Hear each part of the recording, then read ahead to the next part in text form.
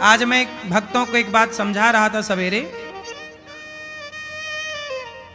ये संसार एक बाजार है। संसार क्या है? संसार क्या है? और आप लोग बाजार जाते हो तो कुछ ना कुछ खरीदने जाते हो। बोलो हाँ। संसार क्या है? चलो बताओ, संसार की बाजार में क्या क्या मिलता है? आप बताओ। ये संसार माना कि एक बाजार है। इसे एक समझने के लिए मैं बोल रहा हूं, आप समझ पाए। बताओ, संसार एक बाजार है और इस बाजार में हम और आप खरीददार हैं, खरीदने वाले। अब बताओ क्या क्या बिकता है संसार में?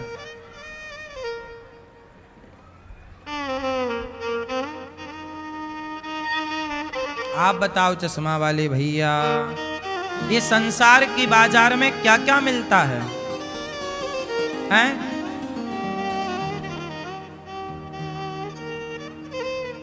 आप बताओ। बैठे बैठे खड़े नहीं होने का। आप बताओ क्या मिलता है?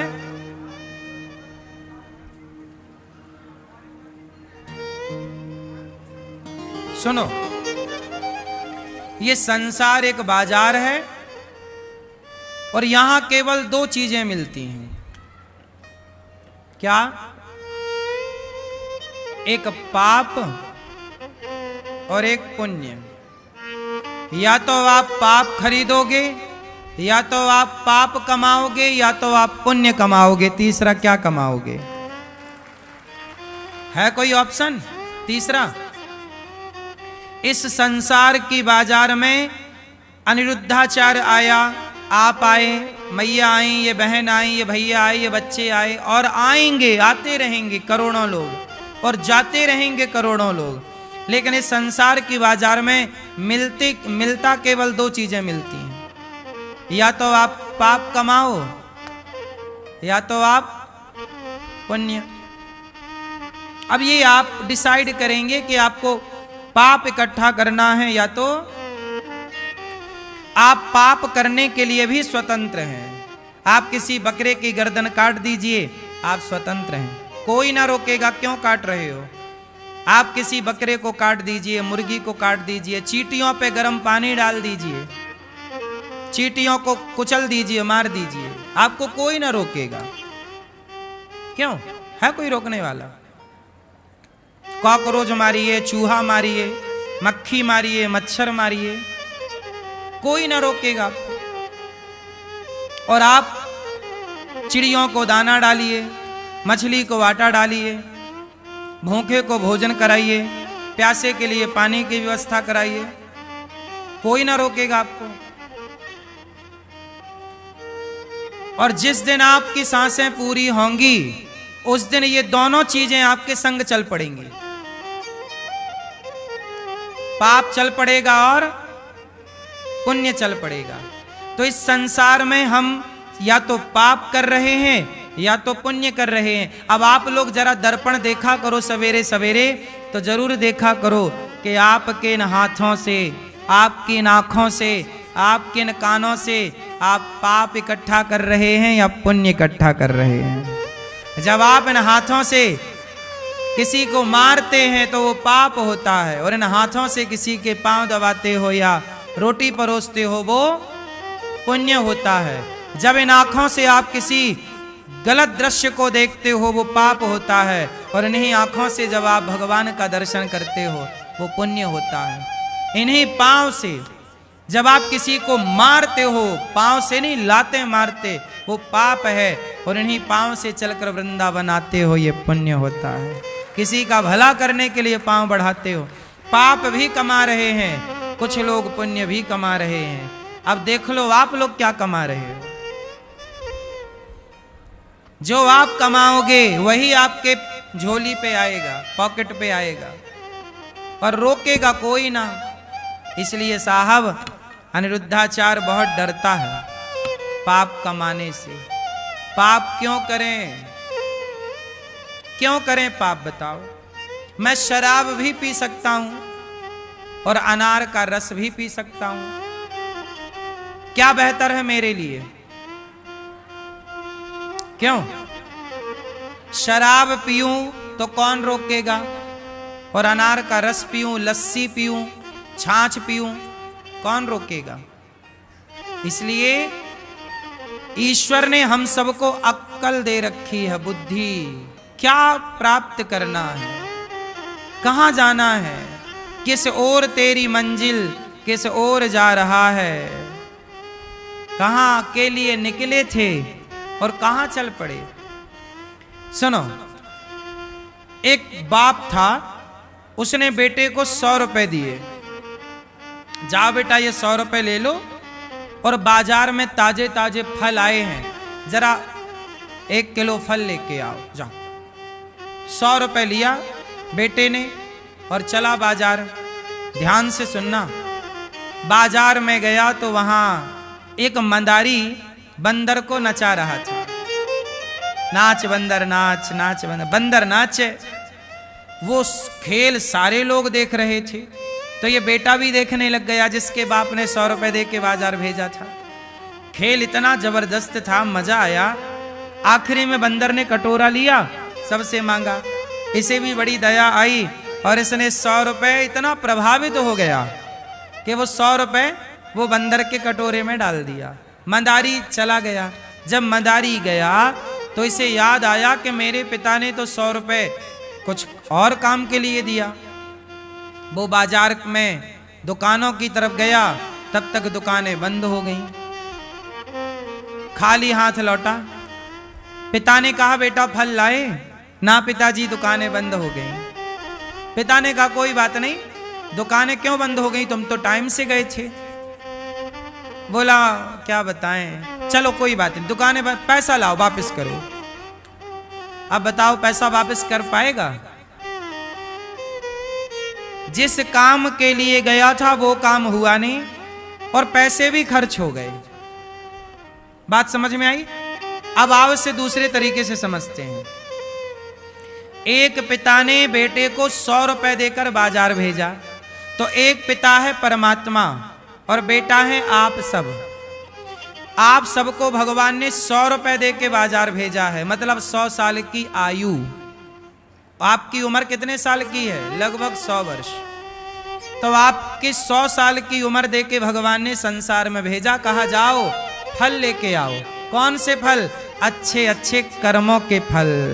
जाओ अच्छे कर्म करो और अच्छे अच्छे कर्मों के फल लेके आओ। कितने रुपए दिए? 100 रुपए, मतलब 100 साल दिए अच्छे कर्म करने के लिए। लेकिन बेटा बाजार आया, जब आप संसार आए तो वो कहां फंस गया? मंदारी के खेल में। ऐसे आप लोग संसार में आते हो तो आप भी बंदर के नाच में फंस जाते हो। ये बंदर का नाच क्या है? आपकी पत्नी, आपका पति, आपके बच्चे, सारी जिंदगी गृहस्थ में आदमी क्या करता है? नाचता है। कभी पत्नी नाचती है, कभी पति नाचता है, कभी बच्चे नाचते हैं। और लोग क्या कहते हैं? अरे हमारी तो सवेरे से शाम तक हम नाच रहे हैं। कई बार पत्नियां गुस्से में क्या बोलती हैं? हम तो सवेरे से नाच रही हैं। पति बोला हम सवेरे से नाच रहे, दिन भर ऑफिस घर ऑफिस घर, ये नाच। और इसी नाचने में, इसी मंदारी के नाच कूद में, इसी संसार की भागा दौड़ी में आपके 100 रुपए खर्च हो गए। 100 रुपए खर्च हो गए मतलब 100 साल चले गए। मतलब देखो, आप 10 साल तक का बच्चा तो कुछ समझता नहीं है, 15 साल तक का बच्चा भी कुछ नहीं समझता धर्म को, आध्यात्म को, भक्ति को। बात समझो।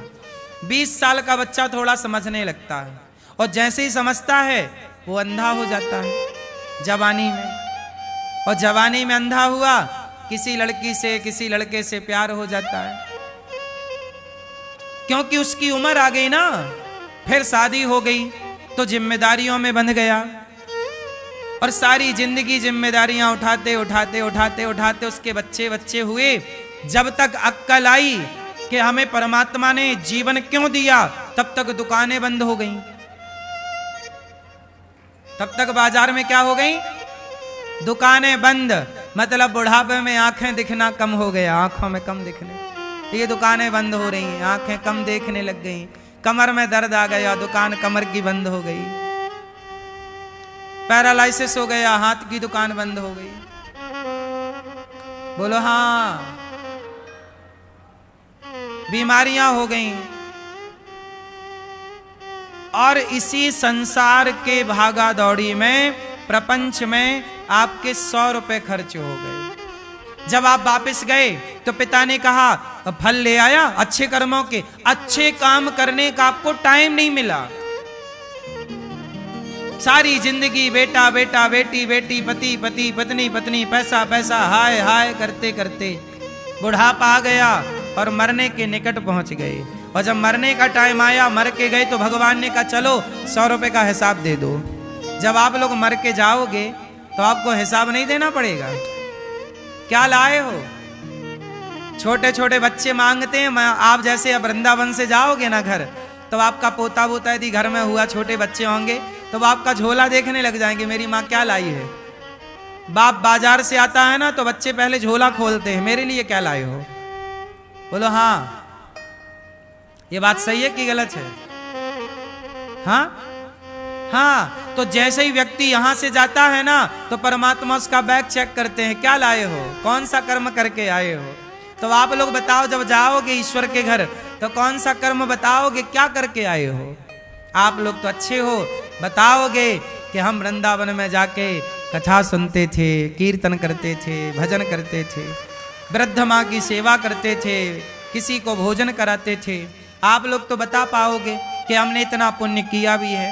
बाकी लोगों का क्या होगा, क्या बताओगे? यही बताओगे कि सारी जिंदगी पैसा कमाते रहे और कमा कमा के और फलानी बैंक में जमा करके आए। भगवान बोले वो बैंक का वहीं रह गया, यहां क्या लाया। सारा कमा कमा के बेटों को दे के आया। तूने भूखों को कितना खिलाया, तूने प्यासे को कितना पानी दिया, तूने लोगों की सेवा कितने की। यही ना पुण्य है मेरी माँ। इसलिए इस धरती पर 2 चीज कमाते हो आप, या पाप कमाते हो या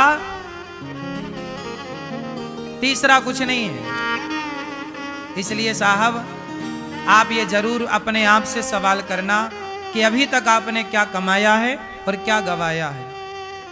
कितनी उम्र चली गई, कितनी बची, अब क्या करना है। उठ जाग मुसाफिर भोर भई, अब रैन कहाँ तू सोवत है। जो सोवत है वो खोवत है, जो जागत है वो गई बहुत थोड़ी बची। नारायण अवचेत, काल चिरैया चुग रही, निस दिन आयु खेत। इसलिए दास अनिरुद्ध, मुझे लगता है कि जब मैं मरूंगा तो ईश्वर को जवाब देना पड़ेगा। तो भगवान मेरे से पूछेंगे, अनिरुद्धाचार्य बताओ, तुम्हें 100 रुपए दिए थे, 100 रुपए मतलब 100 साल की, और उम्र 100 साल मेरी है कि नहीं। मैं दावा नहीं करता, जितना ईश्वर दें, 80 दें, 50 दें, जो दें, या आज ही बुला लें, कोई दिक्कत नहीं। जब ईश्वर मेरे से पूछेंगे कि मैंने तुम्हें इतनी उम्र दी, तुमने क्या किया, तो मैं जवाब दे पाऊंगा कि प्रभु मैंने बेसहारा माँओं की सेवा की। वृंदावन में कोई भी भक्त आया, सबको भरपेट भोजन मिला। गाय की सेवा, निःशुल्क बच्चों को पढ़ाने लिखाने की सेवा की है। जितना बन पड़ा, जितनी मेरी अक्ल थी, बुद्धि थी, शारीरिक क्षमता थी, उतना मैंने कार्य किया। मैं ईश्वर को जवाब दे पाऊंगा। आपसे भी यही सवाल होगा। अपना अपना जवाब तैयार रखिएगा। सबमिट करना पड़ेगा ना वहां फाइल है नहीं। सरकार को साल भर का लेखा जोखा देना पड़ता है, इनकम टैक्स। बोलो हाँ। नहीं दो तो सरकार कहती है चोर हो तुम, टैक्स चोरी कर रहे हो।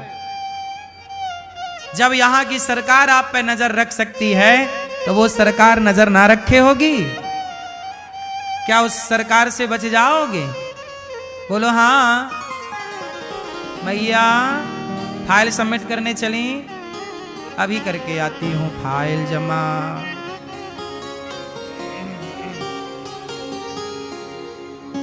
इसलिए साहब बहुत अच्छे से विचार करके काम किया। चींटी मारने से पहले सोचो कि तुम्हारा फायदा क्या है। किसी को गाली देने से पहले सोचो कि तुम्हारा फायदा क्या, क्यों देना है।